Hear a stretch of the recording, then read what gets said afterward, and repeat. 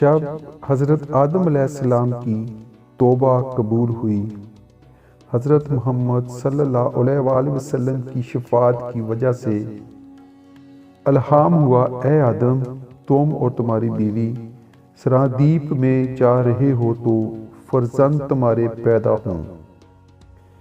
آدم علیہ السلام رضائے الہی سے خطہ ہندوستان میں آئے اور بود و باش اختیار کی۔ ایک روز جبرائیل علیہ السلام 7 ٹکڑے لوہے کے لے کر ان کے پاس آئے تاکہ ان کو آہن گری سکھلا دی جائے۔ حاجت آگ کی ہوئی، آواز آئی، اے جبرائیل، آگ مالک دوزخ سے مانگ لے۔ جب انہوں نے آگ لا کر آدم علیہ السلام کو دی، گرمی اور تپش سے ان کا ہاتھ جل گیا، زمین پر ڈال دی۔ وہ آگ 7 طبق زمین کے چھید کر کے پھر دوزخ میں چلی گئی، اور خبر ہے کہ اس طرح 7 دفعہ دوزخ سے لائی گئی آگ دوبارہ پھر دوزخ میں چلی گئی۔ آواز آئی، اے جبرائیل، 7 دریائے رحمت سے دھو کر اسے لاؤ، تب ٹھہرے گی۔ جب جبرائیل علیہ السلام نے آگ لانے میں عاجز رہے، تب حق تعالیٰ کا ارشاد ہوا، آدم علیہ السلام کو انہوں نے پتھر سے چمکاک جاڑ کر آگ نکال لی۔ جبرائیل نے ان کو آہن گری سکھلائی، آلات کھیتی کرنے کے لیے درست کیے۔ جبرائیل نے ایک جوڑا بہشت سے بیل کا لا کر دیا، بعض نے کہا ہے 2 گائیں لا کر دی گئیں، اور ایک مشت گندم بہشت سے لا کر دی گئی۔ کہا تو اپنے ہاتھ سے زراعت کر کے اس سے اپنی غذا حاصل کر۔ تب آدم علیہ السلام نے وہ دانہ زمین پر چھڑک دیا اور ہل جوتا۔ جب بیل گج چلنے لگا، تب حضرت آدم علیہ السلام نے اس پر ایک لکڑی ماری۔ بیل نے کہا، اے آدم، مجھ کو تو کیوں مارتا ہے؟ اگر تجھے عقل ہوتی تو اس دنیا میں نہ آ کر پھنستا۔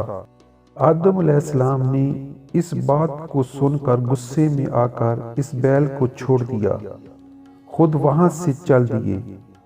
پھر حضرت جبرائیل حضرت آدم علیہ السلام کے پاس آئے اور کہا کہ تم کہاں جاتے ہو؟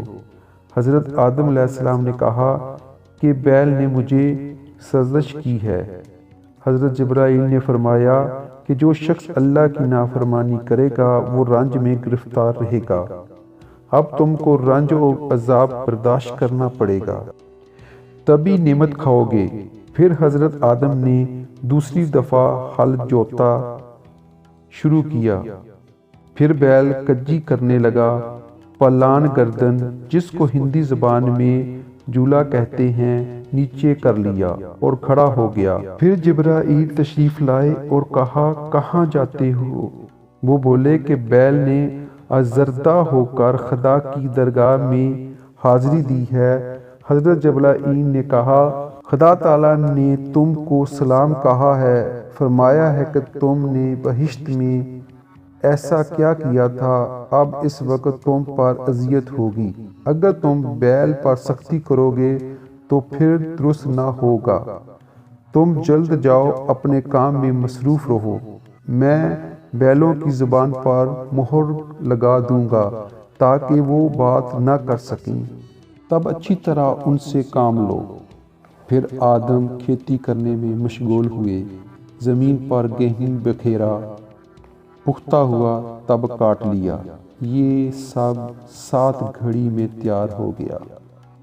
زمین نے کہا، اے آدم، مجھے معاف رکھو کہ میں ضعیف ہوں، وگرنہ اس سے بھی جلدی تم کو گیہوں دیتی۔